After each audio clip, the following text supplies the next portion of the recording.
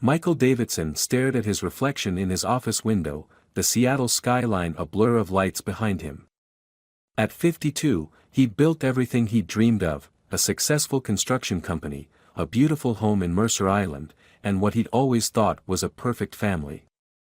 The wrinkles around his eyes had deepened lately, telling a story of sleepless nights and growing suspicions that threatened to shatter his carefully constructed world.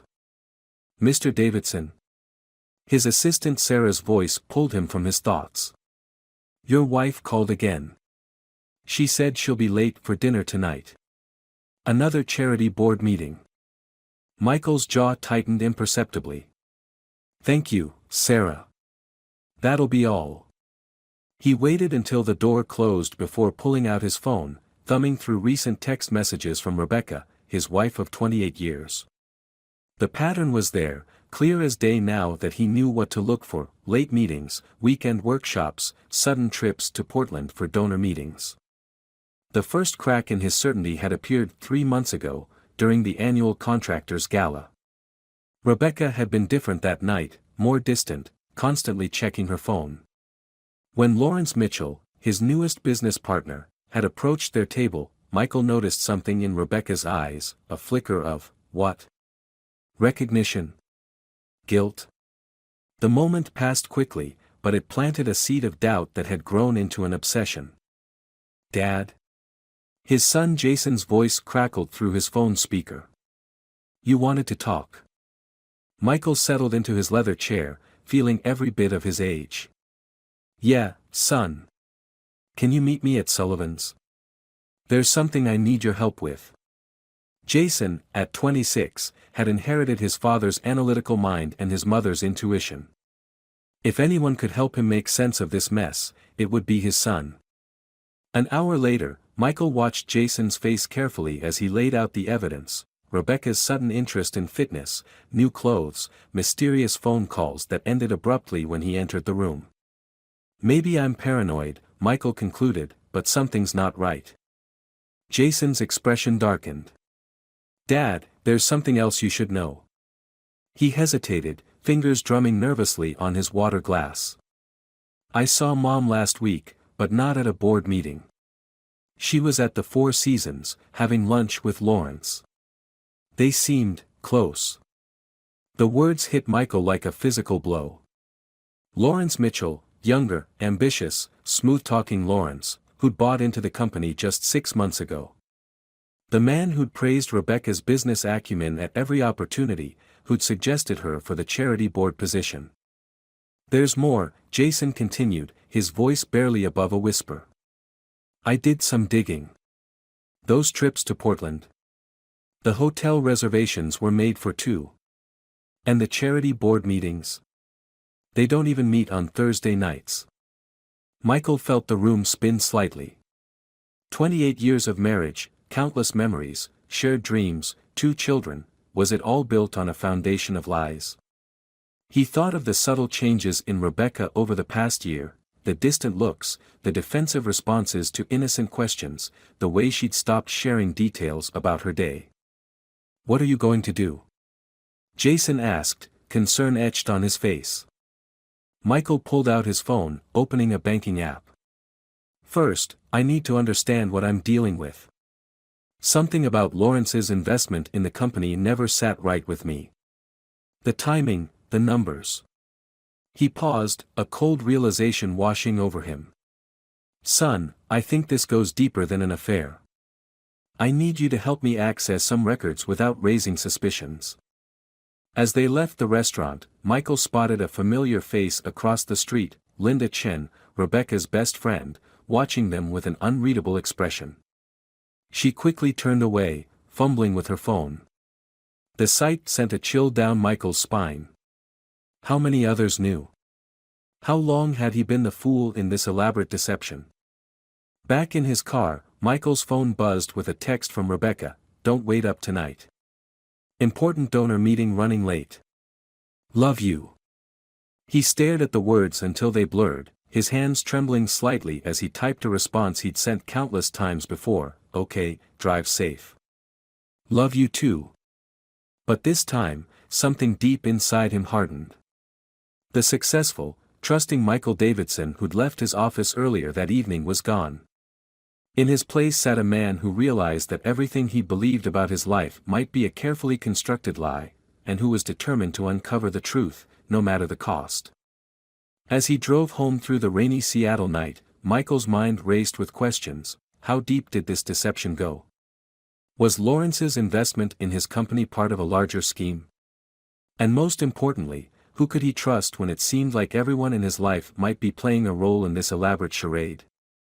Little did Michael know, this was just the beginning of a journey that would test not only his marriage but every relationship, every belief, and every principle he'd built his life upon.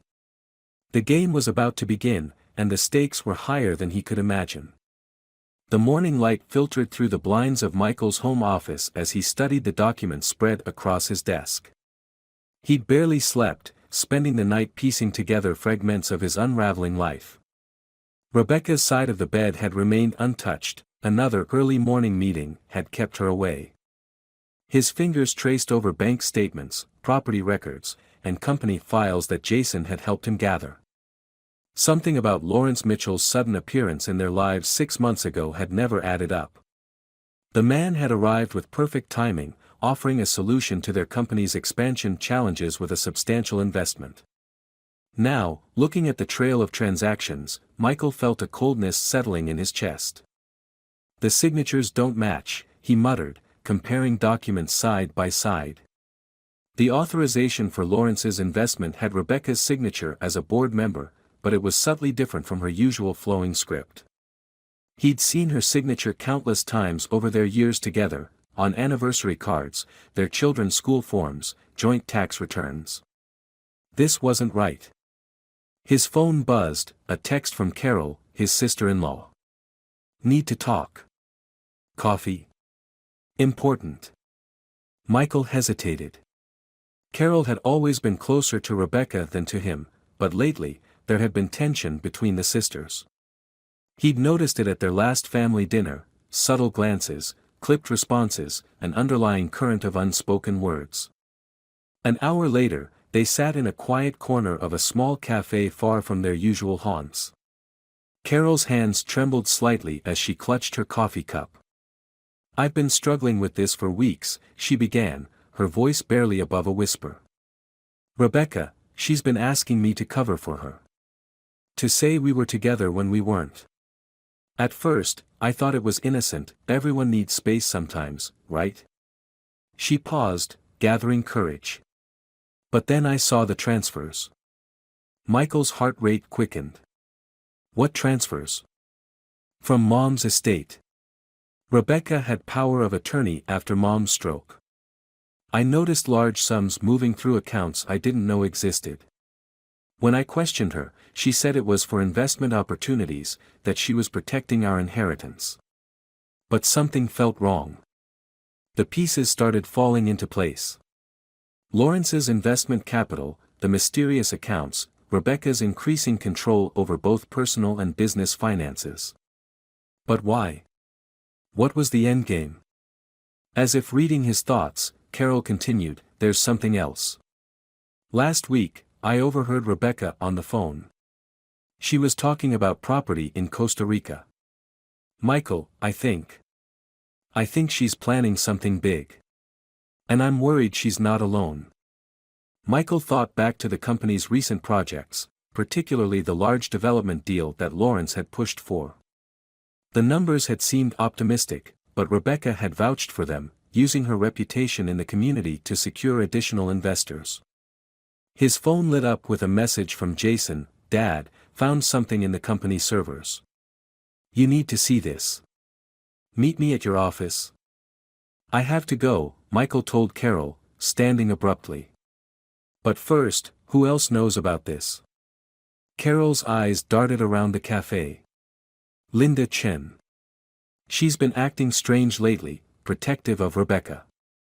I think she knows more than she's letting on. The same Linda who had been watching him and Jason at the restaurant. Michael's investigator instincts, honed through years of business dealings, kicked into high gear. Carol, don't tell anyone about this conversation. Not even Rebecca. Something bigger is happening here. As he drove to his office, Michael's mind raced through the implications. The marriage he thought was crumbling might be just the tip of the iceberg. This wasn't just about an affair, it was about betrayal on a much grander scale. He found Jason in his office, face pale as he stared at his laptop screen. "Dad, I've been tracking the money flow from Lawrence's investment. It's not what we thought. The funds didn't come from him. They were already ours." "What do you mean?" "The money was moved through a series of offshore accounts, but I traced it back. Dad, it's from our company reserves. Someone's been siphoning funds for months, disguising it as operating expenses. When Lawrence came in, his investment was just our own money coming back through different channels." Michael sank into his chair, the full weight of the deception crushing down on him. His wife hadn't just betrayed their marriage, she had helped orchestrate a sophisticated financial scheme that could destroy everything he'd built. But as he studied the documents Jason had uncovered, a detail caught his eye. A recurring transfer to a familiar account number. He pulled out his phone, scrolling through old emails until he found it, a charity fundraiser from 2 years ago. The account belonged to someone he knew well, Judge Thomas Morrison, who had approved every major permit for their recent developments. "Jason," Michael said slowly, "I think we've just found our first real lead. But we need to be careful. If what I'm suspecting is true, we're dealing with something much more dangerous than a simple affair or fraud." As if on cue, his phone buzzed with a text from Rebecca, "Don't forget, dinner with the Morrisons tomorrow night. Judge Morrison is looking forward to discussing the new development project." Michael stared at the message, his mind racing with possibilities. Tomorrow night could be a chance to start unraveling this web of deception. But one wrong move could alert them that he was onto their scheme. As he left the office that evening, Michael noticed a black SUV with tinted windows parked across the street. The same one he'd spotted outside their house last week. Someone was watching, but who? And more importantly, how much did they know about what he'd discovered? Michael stood in front of his bedroom mirror, adjusting his tie with trembling fingers. The house felt hollow now, each room haunted by memories that seemed to mock him. Photos on the walls captured moments of perceived happiness, their 25th anniversary in Maui, family Christmases, the day they broke ground on their first major development project. Each image now raised questions: had any of it been real? Rebecca emerged from their walk-in closet wearing a deep blue dress that Michael had given her last Christmas. "You're quiet today," she said, meeting his eyes in the mirror. For a moment, he saw a flicker of the woman he'd fallen in love with 3 decades ago, or perhaps just another masterful performance. "Just thinking about the Morrison project," he replied, amazed at how steady his voice sounded. Years of business negotiations had taught him to mask his emotions, but this was different. He wasn't just protecting a deal, he was fighting for survival. The drive to the Morrisons' lakeside mansion was thick with unspoken words. Rebecca chatted about charity events and community projects, while Michael nodded at appropriate intervals, hyper-aware of every gesture, every inflection. Was that slight tremor in her voice when mentioning Lawrence's name genuine nervousness or his imagination? Judge Thomas Morrison greeted them at the door, his trademark booming laugh echoing through the marble foyer. "Michael. Rebecca. Margaret's been looking forward to this all week." His handshake was firm, confident, the grip of a man who believed himself untouchable. During cocktails, Michael watched the subtle dance of interactions around him with new eyes. The way Margaret Morrison's smile tightened when Lawrence's name came up. The knowing glances between Rebecca and the judge during discussions of the new development. Each gesture seemed laden with hidden meaning. "Michael," Judge Morrison called out, "join me in my study. I have a scotch you need to try." The study was a testament to old money and power, leather-bound books, hunting trophies, and a view of Lake Washington that spoke of privilege and influence. Morrison poured 2 glasses of amber liquid, his movements deliberate. "I understand you've been asking questions," Morrison said quietly, not looking at Michael. About the permits, the funding structures. Michael's heart raced, but his voice remained calm. Just due diligence, Tom. You know how it is with projects this size. Morrison turned, his friendly mask slipping slightly. We've known each other a long time, Michael.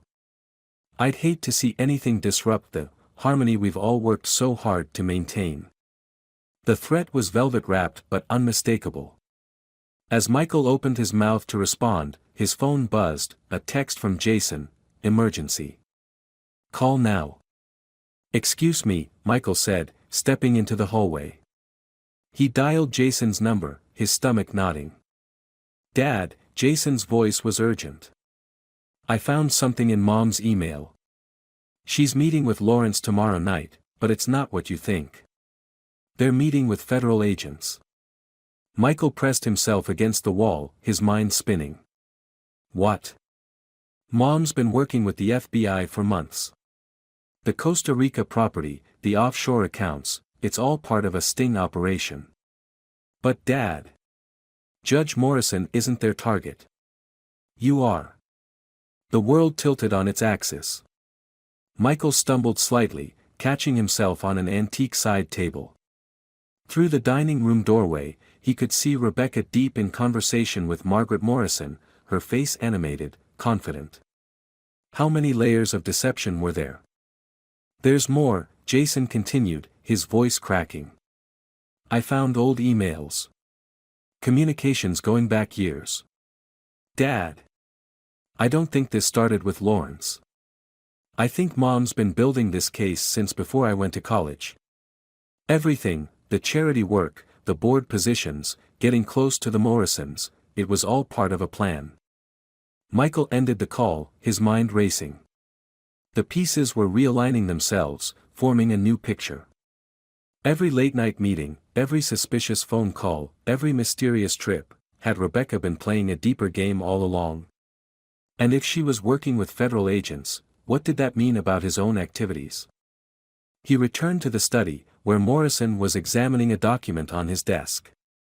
Everything all right? The judge asked, his tone casual but his eyes sharp. Family matter, Michael replied, studying the older man's face. How much did Morrison know? Was he part of whatever investigation Rebecca was involved in, or was he another target? The rest of the evening passed in a blur of forced smiles and careful conversations. Michael felt like he was moving through a dream, hyper-aware of every word, every gesture. Rebecca's hand on his arm as they said their goodbyes felt like a brand. In the car ride home, Rebecca broke the silence. The Morrisons seemed tense tonight. Thomas especially. Michael glanced at her profile in the darkness. Who was this woman beside him? A betrayer? An undercover agent? Or something even more complex? Did they? I hadn't noticed. She turned to look at him, and for a moment, he saw something in her eyes, pain. Fear. Determination. Michael, there's something we need to discuss. Not tonight, but soon. As they pulled into their driveway, Michael noticed the black SUV parked 2 houses down. But now he had to wonder, was it watching him, or protecting him? And tomorrow night, when Rebecca met with Lawrence and the federal agents, whose world would begin to unravel. He lay awake that night, listening to Rebecca's steady breathing beside him, remembering every major decision, every turning point in their business over the past decades. How many of his choices had been his own? How many had been subtly guided by the woman sleeping next to him? And most troubling of all, was he the victim in this story, or the villain? The late afternoon sun cast long shadows through Michael's office windows as he waited, each tick of his desk clock echoing like a hammer strike. He had cancelled all meetings, sent Sarah home early, and disabled the security cameras, preparing for a conversation that would either destroy or reshape everything he thought he knew about his life. When Rebecca entered, she wasn't wearing her usual polished business attire. Instead, she wore a simple blouse and slacks, reminding him of the young woman he'd met at university 3 decades ago. Before the empire, before the secrets, before everything became so impossibly complicated. You know, she said quietly, closing the door behind her. About the FBI? About Lawrence? Michael's voice was hoarse. Jason found your emails. But I don't understand. Why? Rebecca sat down across from him, her hands folded in her lap. The late sunlight caught the silver threads in her hair, and for a moment, Michael saw the weight of years etched in her face, years of carrying burdens he was only beginning to comprehend. Do you remember Gloria Martinez? She asked. The name hit Michael like a physical blow. Gloria had been their first major client's wife, back when the company was just starting. She had disappeared 25 years ago, leaving behind a teenage son and a grieving husband. What does Gloria have to do with this? Rebecca's eyes met his, unwavering. She didn't disappear, Michael. She died.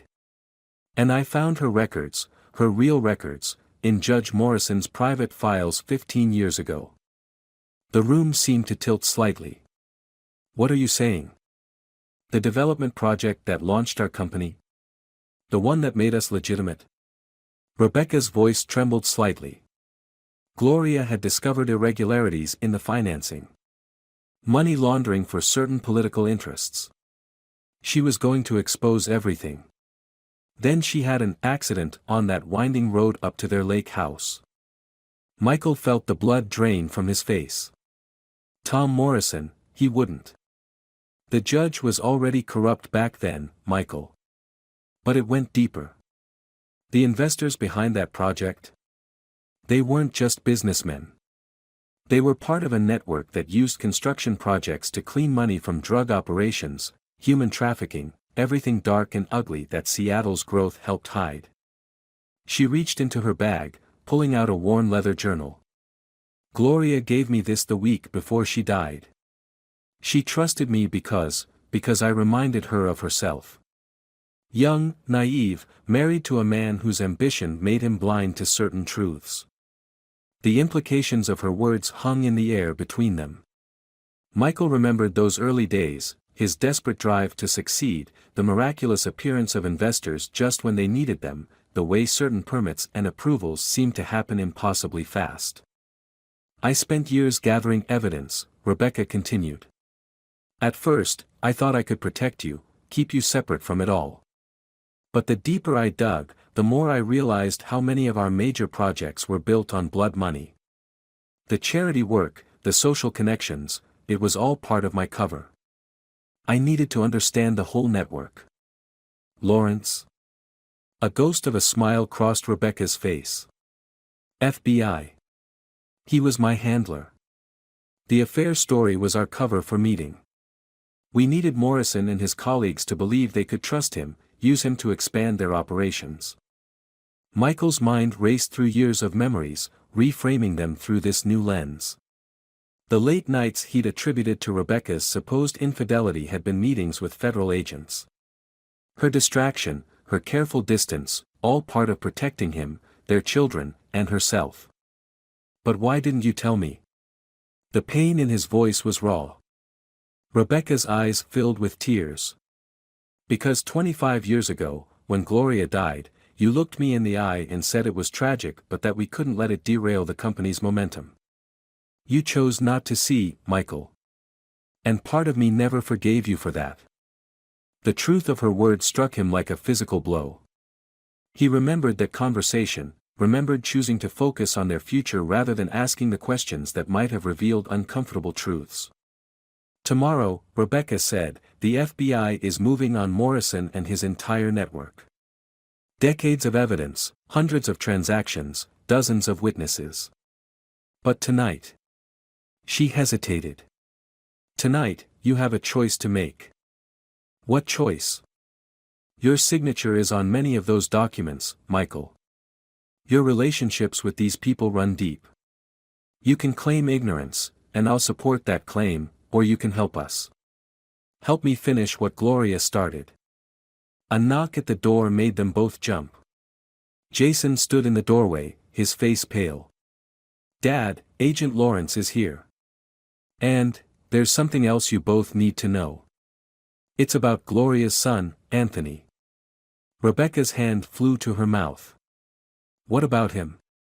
He's been working in our accounting department for the past year, under a different name. And he has files, hundreds of them. Going back to the day his mother died. Michael looked at his wife of 28 years, seeing her truly for the first time. Not as a betrayer, but as someone who had carried an impossible burden while trying to protect everything and everyone she loved. The sun had set fully now, leaving them in the gathering darkness of the office. Somewhere in the city, Judge Morrison was probably enjoying his evening scotch, unaware that his carefully constructed world was about to crumble. And here, in this room, Michael Davidson faced the most important decision of his life. The question was no longer about trust or betrayal. It was about redemption. And as he looked at Rebecca, he realized that perhaps they both had debts to pay, to Gloria, to Anthony, and to the truth they had both avoided for far too long. The safe house was a modest craftsman in North Seattle, its weathered exterior belying the tension within. Michael sat at the kitchen table, watching Anthony Martinez, now known as David Chen from accounting, lay out 2 decades of carefully gathered evidence. The young man's hands were steady, but Michael could see Gloria in every movement, every determined gesture. I was 13 when she died, Anthony said quietly, arranging photographs across the worn wooden surface. Old enough to understand, young enough to feel powerless. But Mom, she taught me patience. She taught me to look for the truth in the details. Rebecca stood by the window, her silhouette sharp against the gray Seattle morning.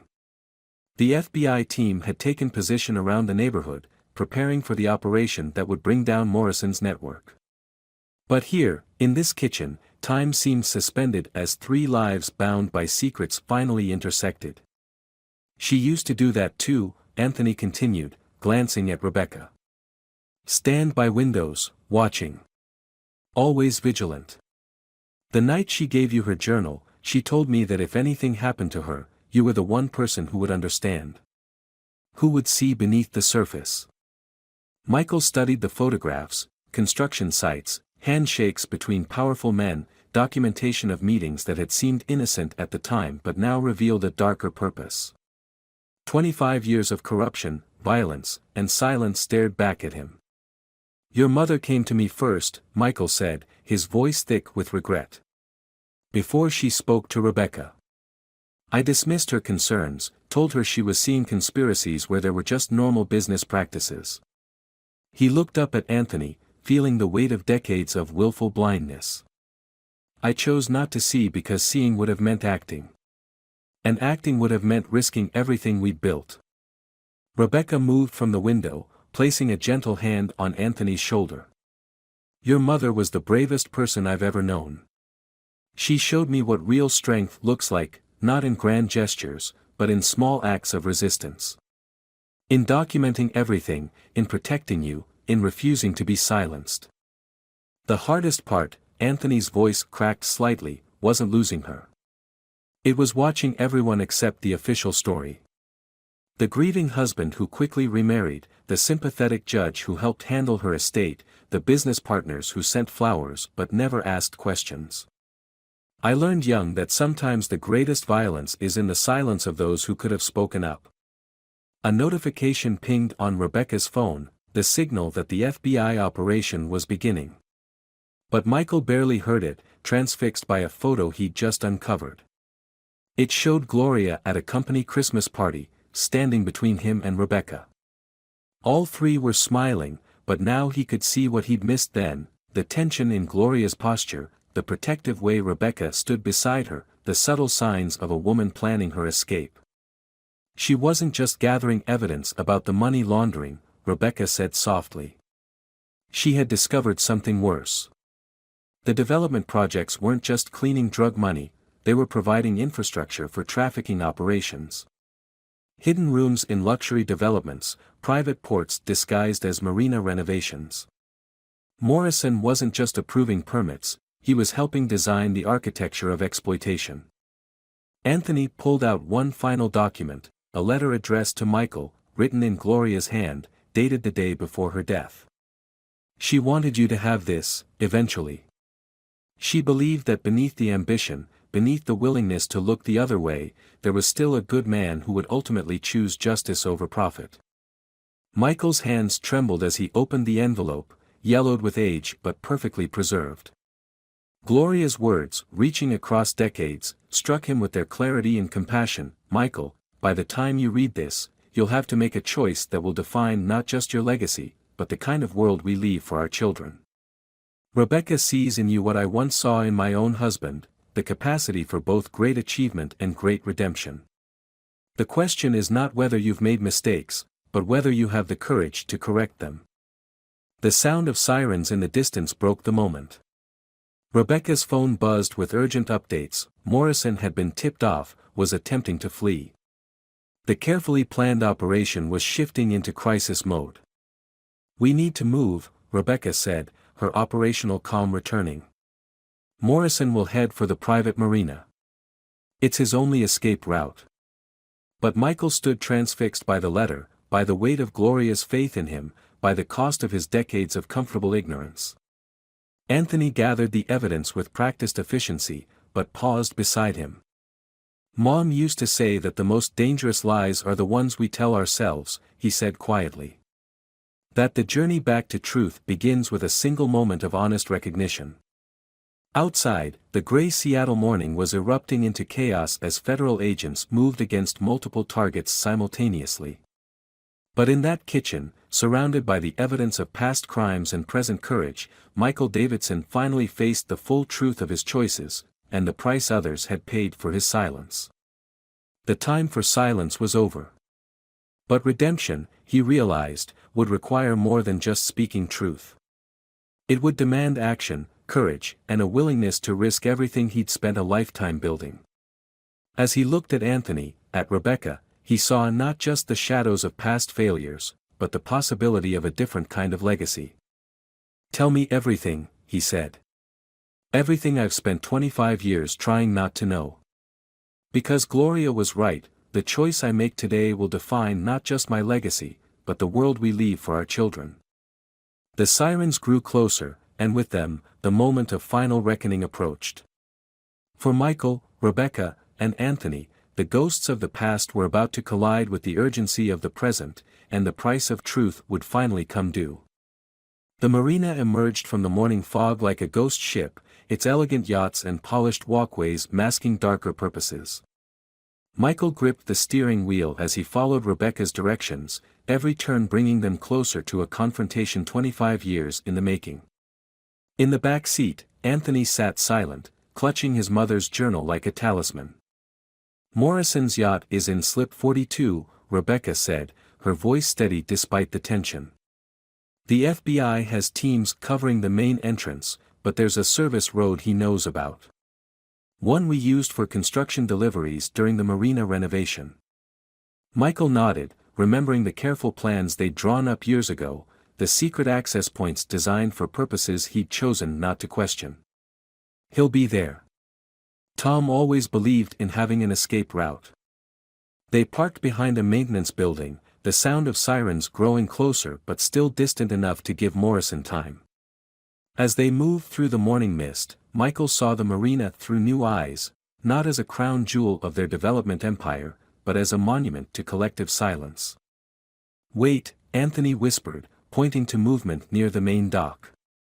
Through the fog, they could make out Morrison's distinctive figure, accompanied by a woman Michael recognized with a jolt, Margaret Morrison, carrying what looked like financial records. She was always the real bookkeeper, Rebecca murmured. While everyone watched Tom's public corruption, Margaret kept the true records of their operation. They moved closer, using the boats as cover. Michael could hear fragments of urgent conversation between the Morrisons, could see the panic beneath their practiced composure. These were people he'd dined with countless times, shared vacations with, watched their children grow alongside his own. Federal agents. The shout came from behind them as FBI teams emerged from multiple directions. Morrison spun around, his face contorting when he saw Michael and Rebecca among them.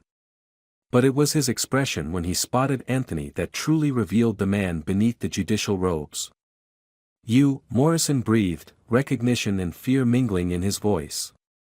"Gloria's boy." "My mother had a name," Anthony said quietly, stepping forward. "She had dreams, plans, a future you stole. But more importantly, she had evidence." He held up a flash drive. "And she made sure it survived." Morrison's hand moved toward his jacket, but Rebecca was faster. "Don't," she warned, her FBI credentials clear in the growing light. "It's over, Tom. The entire network is being rolled up as we speak. Every shell company, every compromised official, every victim of your trafficking operation." "You don't understand," Margaret burst out, her polished facade cracking. "We built this city. Every major development, every renewal project, we made Seattle what it is today." "At what cost?" Michael found himself stepping forward, decades of suppressed truth finally finding voice. "Gloria came to me first, you know. Tried to show me what was happening. I chose not to see because I wanted to believe we were just ambitious businesspeople pushing the boundaries." Morrison's laugh was bitter. "You were happy enough to benefit from those boundaries, Michael. Your signature is on enough documents to bury you alongside us." "Yes," Michael agreed quietly. "And I'll answer for that. For every time I looked away, for every question I didn't ask. That's the price of redemption." The sound of boats approaching signaled more FBI teams arriving. Morrison seemed to age before their eyes, his shoulders sagging under the weight of exposure. But Margaret remained defiant, her chin lifted in an aristocratic tilt that now seemed more desperate than elegant. "You were supposed to be family," she spat at Rebecca. "All these years, pretending, playing the devoted friend." "I learned from Gloria," Rebecca replied softly. "She showed me that sometimes the greatest act of love is refusing to be complicit in evil. Even when it costs you everything." The arrest itself was anticlimactic, no desperate escape attempts, no final acts of defiance. Just the quiet sound of handcuffs clicking, of rights being read, of a power structure built on decades of silence finally crumbling in the morning light.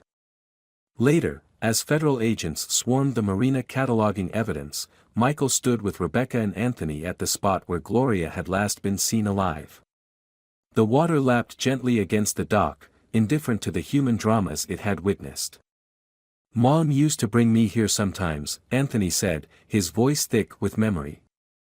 "She'd point to the boats and tell me that freedom comes in many forms. That sometimes the bravest thing isn't fighting the current, but learning to navigate it until you find your way to open water." Rebecca took his hand, then Michael's, forming a circle of healing and hurt, of past and present. "She helped me understand that courage isn't always loud. Sometimes it's as quiet as a woman keeping records, as subtle as building relationships that would one day bring truth to light." "What happens now?" Michael asked, looking at the life he'd built, understanding that much of it would be dismantled in the coming investigations. "Now," Rebecca said gently, "we do what Gloria would have wanted. We tell the truth, whatever the cost. We help the victims of this network rebuild their lives. We use our resources for healing instead of harm." The sun had fully risen now, burning away the last of the fog. In the distance, they could see the Seattle skyline, beautiful and flawed, a testament to both human ambition and human frailty. Morrison's yacht was being searched, its hidden compartments revealing the dark secrets it had carried for so long. "Mom's letter," Anthony said suddenly, turning to Michael. "She wrote that redemption isn't about erasing the past, but about choosing a different future. That's why she kept such detailed records, not just to expose the truth, but to give everyone involved a chance to choose again." Michael thought of the choices ahead, the investigations, the trials, the painful process of rebuilding on a foundation of truth rather than convenience. But as he looked at Anthony, at Rebecca, he understood that while the price of silence had been paid in lives, the price of truth would be paid in courage. And perhaps that was Gloria's final gift to them all, the understanding that healing begins not with grand gestures, but with simple choices. The choice to see, to speak, to stand with those who had been silenced. The choice to believe that even in the darkest of shadows, trust could be rebuilt, one truth at a time. As they walked back along the dock, their steps fell into a natural rhythm, three people bound not just by past trauma, but by the shared commitment to forge a different kind of legacy. Behind them, the marina stirred with the activities of justice long delayed. Before them lay the harder work of healing, of redemption, of transforming shadows into light. The price of dawn, they were learning, was not measured in dollars or deals, but in the courage to face each new day with open eyes and honest hearts. And in that courage, they found not just the end of an old story, but the beginning of a new one, one written not in shadows, but in the clear light of truth.